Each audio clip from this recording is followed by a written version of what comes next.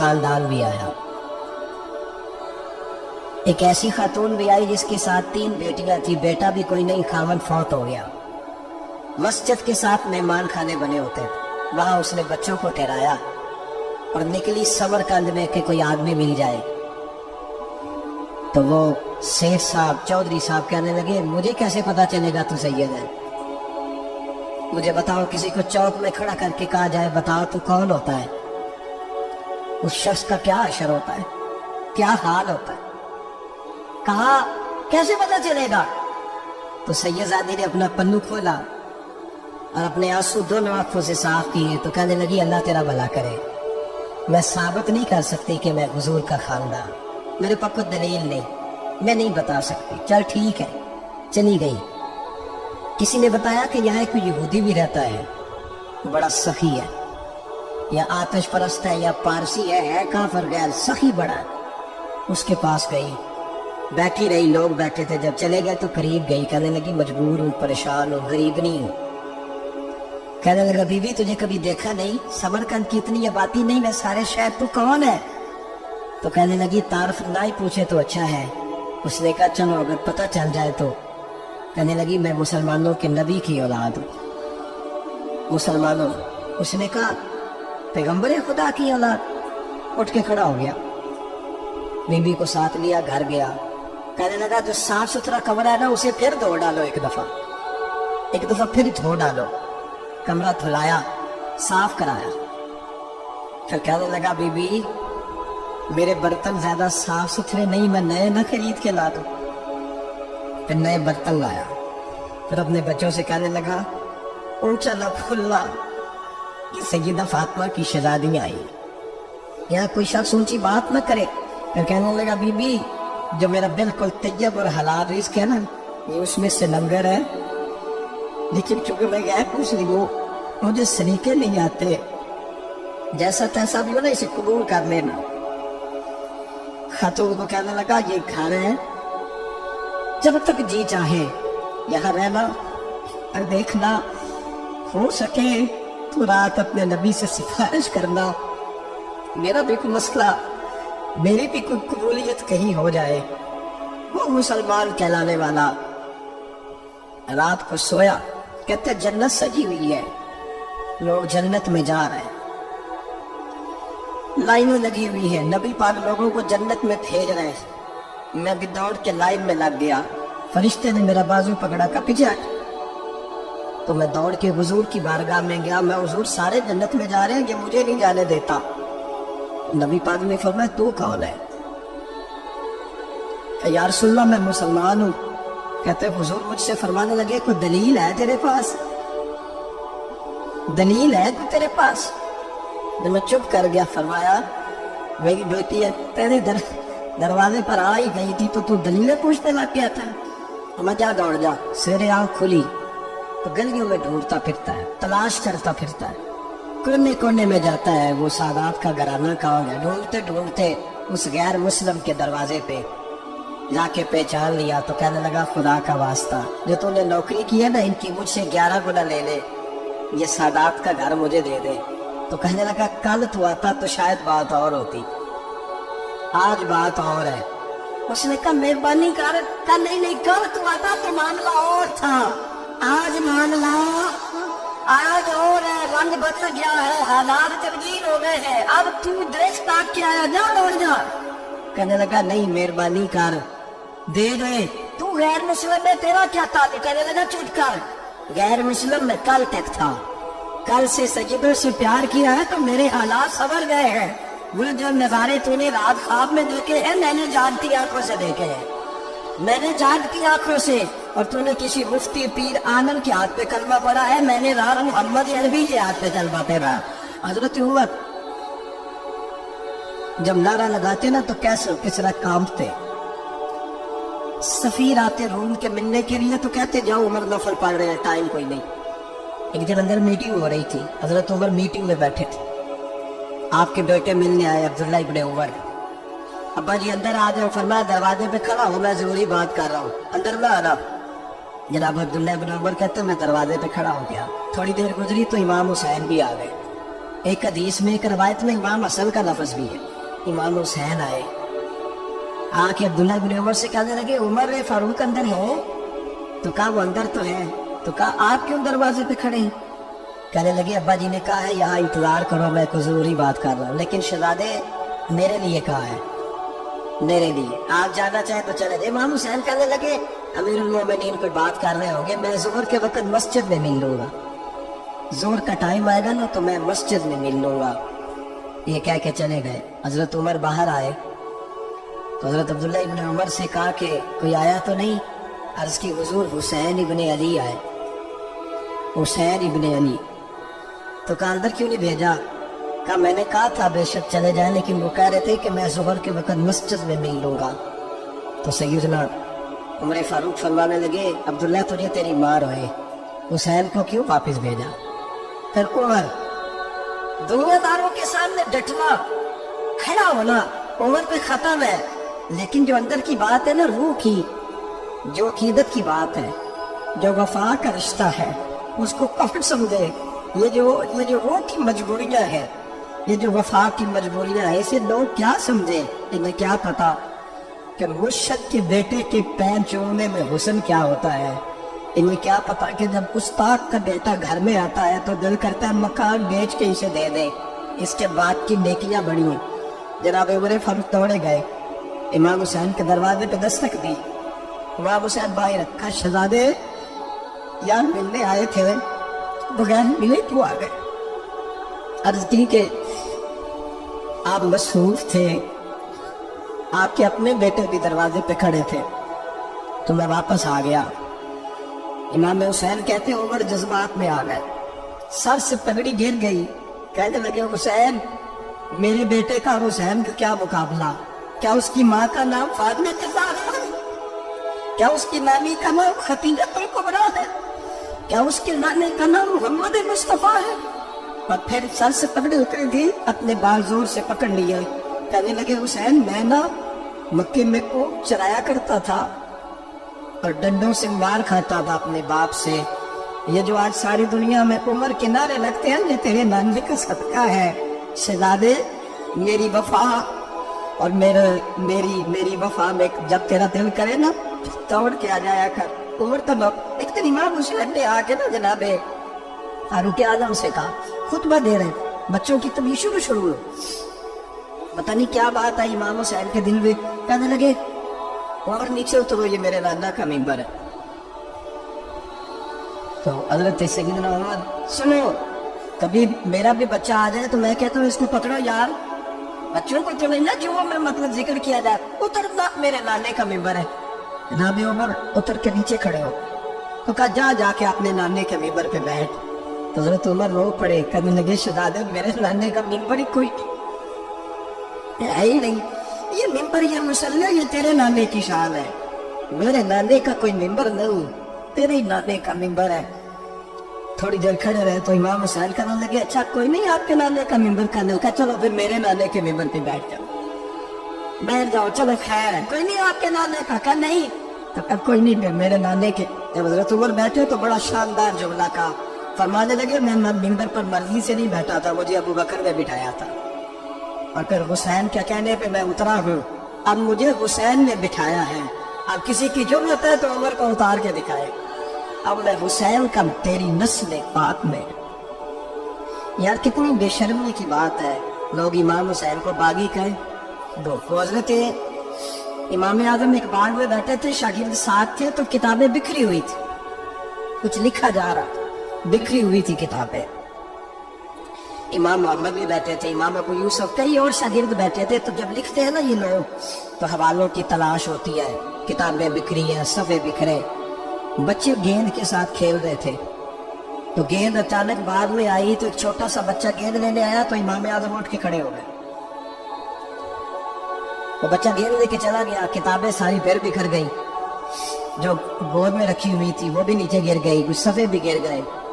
थोड़ी देर के बाद बच्चा चला गया, इमाम साहब बैठ गए, फिर आया, गेंद गिरी आके बाहर में, फिर बच्चा देने आया, वही बच्चा, इमाम साहब फिर खड़े हो, वो कई बार आया, जितनी बार आया खड़े हो गए। کئی لوگ صبر نہیں کر پاتے، جلد باز ہوتے ہیں آج کل کے شاگردوں کی طرح. تو ایک شاگرد بول پڑے کہنے لگے حضور وہ تو بچہ ہے 100 دفعہ آئے گا. اب 100 دفعہ کھڑے ہوں گے. فرمایا تو 100 کی بات کرتا ہے، یہ 1000 دفعہ بھی آیا تو میں کھڑا ہوں. کہا حضور بچہ ہے آپ کیوں کھڑے ہو گئے؟ فرمانے لگے معمولی بچہ نہیں، میرے استاد کا پوتا ہے. تو جس نے مجھے اللہ رسول کا نام بتایا اس کا پوتا ہے تو میں کھڑا نہ ہوں. اگر استاد کے پوتے کا یہ ادب ہے تو بتاؤ محمد عربی کے نواسے کا کیا ادب ہے؟ رسول اللہ صلی اللہ علیہ وسلم. لوگ سمجھتے ہیں ہم قائل نہیں ہیں وہ والی شہادت بیان کرنے کے جس میں کہتے ہیں ہائے حسین تو سکینہ تو زینب. ہمارے بزرگوں نے ہمیں یہ سبق ہے، ہمارے بزرگوں نے ہمیں بتایا کہ امام حسین کی شہادت اس طرح بیان کرو کہ نوجوانوں میں جذبہ جہاد پیدا ہو، عورتیں صبر کا پہاڑ بن جائے. اس طرح شہادت ہمبے والی. لیکن ایک بات ضرور ذہن میں رکھیں، یہ جو لوگ کہتے ہیں نہیں بڑے مظلوم تھے پانی نہیں آ سکا، میرے سے حوالہ دیکھیں جس نے دیکھنا ہے، میرے سے حوالہ دیکھیں. میرے سے حضرت امام حسین میدان کربلا میں تھے تو تھوڑی سی جگہ کھود کے نا امام حسین نے تو خندق کھودی. خندق کھودنا عرب کا رواج تھا، مدینے میں بھی خندق کھودی گئی، اس کا نام ہی جنگ خندق. تو خندق کھود کے نا آگ جلائی جاتی تھی، یہ حفاظت کا ایک ذریعہ تھا تاکہ دشمن نہ آئے.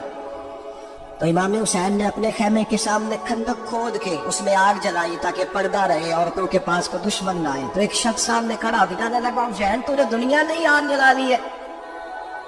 معاذ اللہ ثم معاذ اللہ کہنے لگا آگے تو آگ ملے گی، یہاں جلا لی ہے. تو امام حسین کہنے لگے میں حکم دیتا ہوں آپ نے تجھے ابھی پکڑ لوں.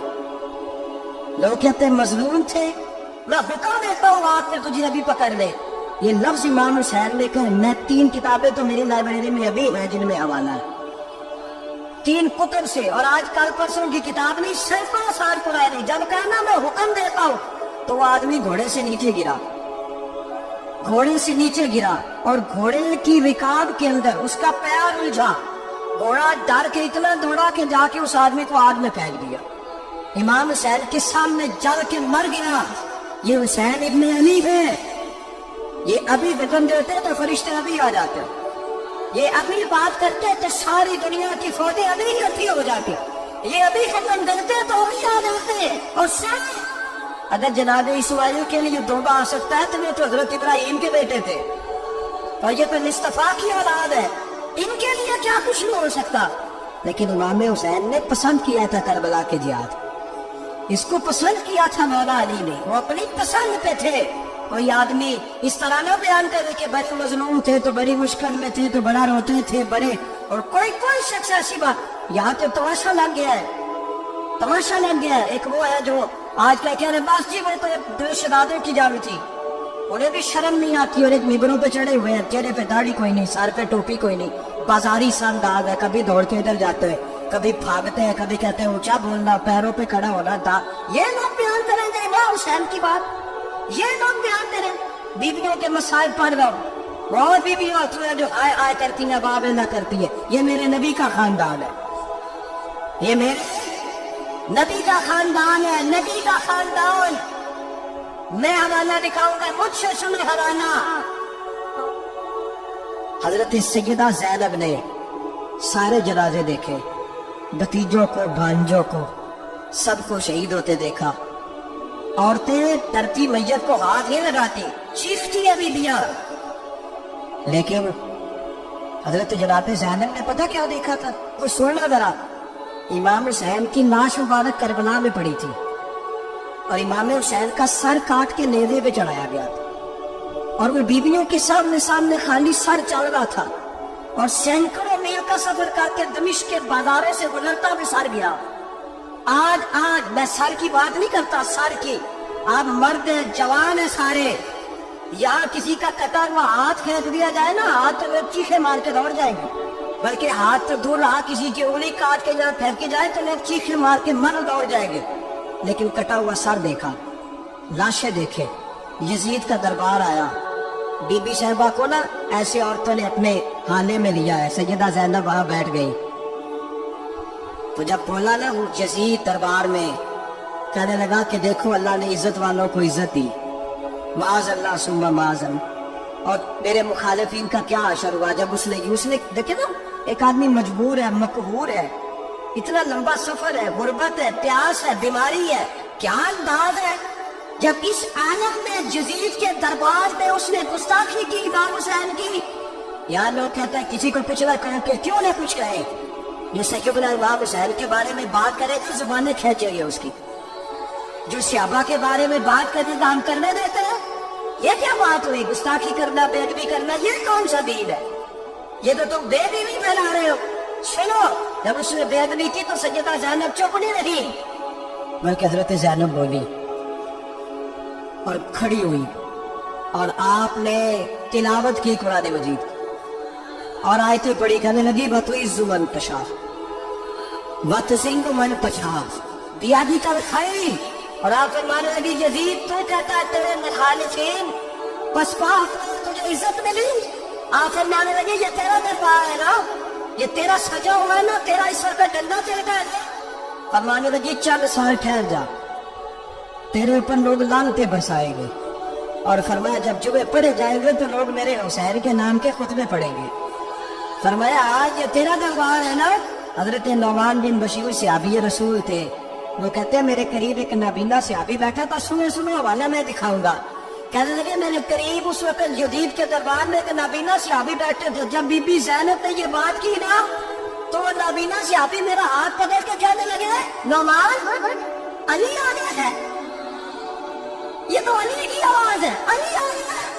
جبریل علی بول رہے ہو جیسے حکامت کے گوہے رول رہے ہو جیسے دربار دمشق میں وہ زینب کا خطاب منبر پہ علی بول رہے ہو جیسے.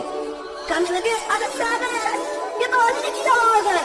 جناب نعمان بن بشیر کہنے لگے نہیں، علی جب بولتے تھے تو بڑا رنگ ہوتا تھا، ابھی تو زینب کھل کے بول ہی نہیں رہی، ابھی تو زینب ستائی ہوئی ہے، ابھی تو زینب بس کھا کے آئی ہے، ابھی تو زینب پیاسی ہے.